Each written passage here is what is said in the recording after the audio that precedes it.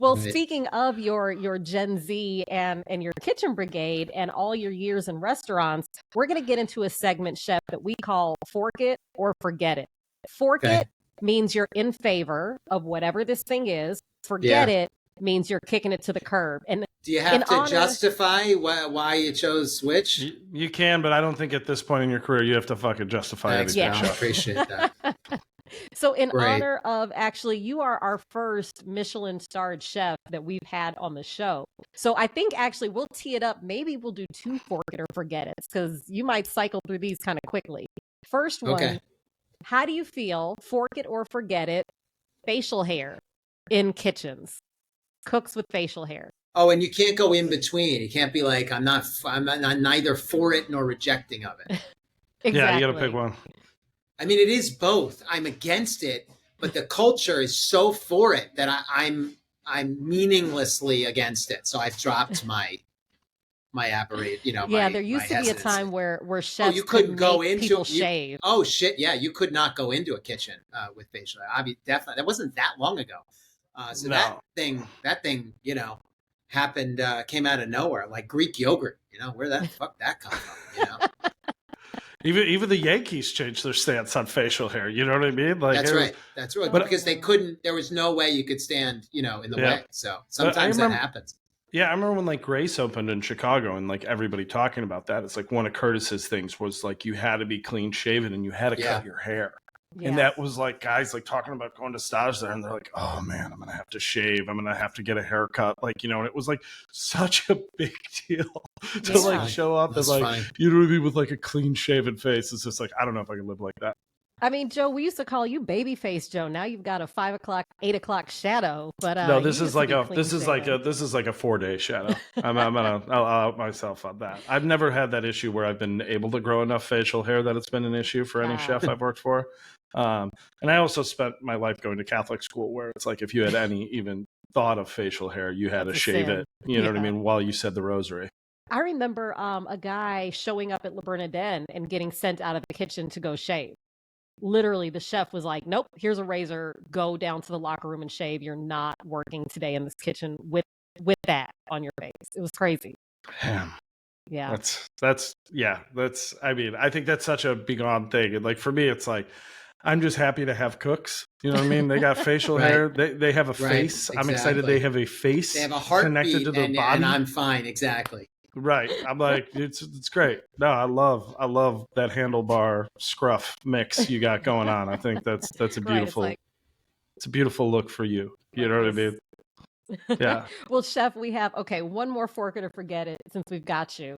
How do you feel about the term generally thrown around quite frequently at restaurants being described as farm to table? Farm to table. I knew you were going to say that. I should have said that before. Okay. So that one is a definitely throw it. I mean, I can't. Is it throw it? What's the thing? Forget it. Sorry, forget it. Throw it, forget it. Yeah. Same thing. No, that thing has been so dumbed down. It's like people saying regenerative agriculture. It's like what do you mean? What are you talking about?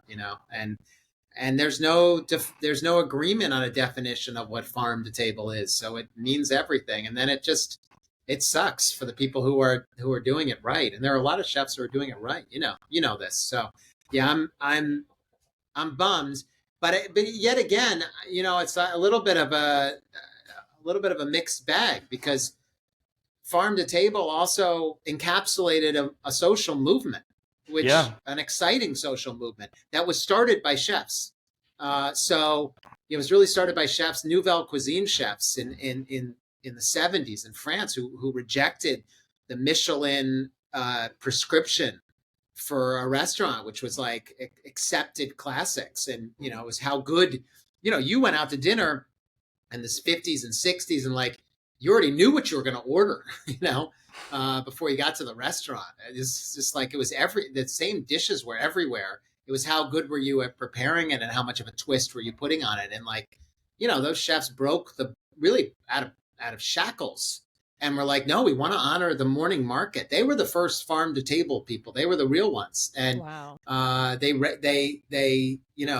did something very bold. I mean, to us, we understand how bold it is because Michelin was everything back then as it is today. I mean, today it's important, but back then it was everything. These guys, they're all guys. They were out nowhere, and if you didn't get your third Michelin star, nobody was driving there. So you're cooked. There was no internet, So it was intense. And for like Paul Bocuse, who has a complicated reputation, he busted himself into a whole new galaxy by saying we're not going to be shackled. By the way, we're also not going to be stuck in the basement getting drunk. We're going to have our name on the goddamn restaurant. It's not going to be an unsigned menu. The maitre d' is not going to have the name of this place. It's going to be the chef. And that was a revolution. So the origins of farm to table are right. And that ethos, became contagious around the world. And in the US, that really got us out of what I think, the 70s and commodification and industrialization. And there was an awakening on the coattails of like Earth Day and the counterculture movement. Those all things worked in tandem.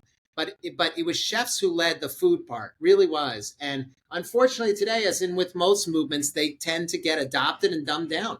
And here we are at adoption and dumbing down. So we gotta protect those things because they do have meaning and they can move mountains, and change landscapes, literally. Not to mention that having a direct connection with a farmer that produced your food always makes food taste better and makes chefs look like better chefs. So there's nothing bad about it. It's just the unfortunate dumbing down of what is actually a pretty pure term with a lot of history. Yeah. Wow, go ahead, Joe. Yeah, I completely agree. It's one of those things now, I feel like, where people are like, oh, you don't say like your restaurants are farm to table, but you support these farms, you do all these things for the farmers market, whatever, and all this. I was like, because it's like redundant.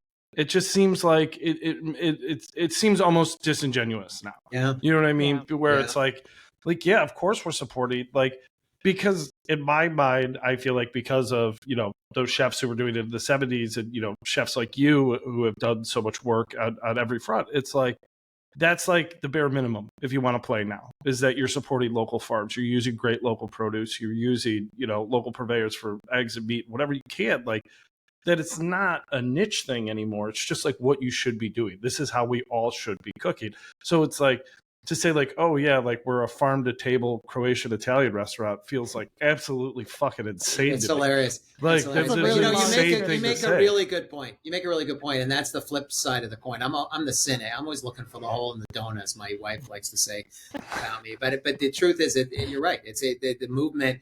Farm to table has gotten so popular that in some ways it's infused itself into everything, especially on the chef level. And I think to credit chefs and restaurants, even the ones who aren't doing it to the extent that one would hope or expect, whatever, chefs in general just are supporting the right things. We're cooking from scratch. We're making good food. I don't know a chef, even middling ones, that aren't at least halfway interested on where their food is coming from and how it's prepared, how long it sits in the wok and all that stuff. And to that extent, we really are the revolutionaries. I mean, look where our country is right now. Look at the state of both how agriculture is, how food is produced. The processed food represents 65% of American diets now, almost 70%. So there's a lot to say for scratch cooking, fresh cooking, and chefs who care about flavor and probably nutrition. But Adrienne, I'm interested to hear what you think here. Well, I mean, it's like the pendulum swings so far in both directions. Like, everybody's so concerned about getting things that don't grow during this time of year, don't grow in this hemisphere. So it is, like you said, the commodification of things where the global food supply is so accessible that I think chefs are the ones reminding people that it's more exciting to cook with local produce from your area when it's in season. So it's almost like going against the grain. It's like being counterculture to what the popular trends are. I want to be able to buy avocados year round. Well, guess what? I mean, like, that should be like a luxury thing, not something that you just have completely, unfettered access to 24/7, 365. Let's look at what is indigenous to this area and what is the time of year that it's at its peak. It's not, it's like how you talked about nouvelle cuisine, which is interesting because I always think about the farm to table movement kind of beginning with the chefs in California. I didn't really realize how that had its roots in France. So to think about that, but remember, but hold on, just remember that you're right. You're not wrong. But like Alice Waters, where was her inspiration? It was right. France. Yeah. You know, so it was, you know, atomized here in California and reinterpreted with California, obviously. But I don't think you're wrong. I think you're right. It's just it predates that awakening. And if you think about that counterculture movement during the 60s and 70s and back to the 50s, it was cool to be able to tin food and preserve it. And ship fish to the middle of the United States where there was a landlocked area. So it was almost like going against the grain to focus on what's coming from the farms as opposed to what's being preserved to ship across country. So it's like another iteration of this kind of counterculture about what the popular food trends are. I think that's a really good point. I hadn't thought of it that way.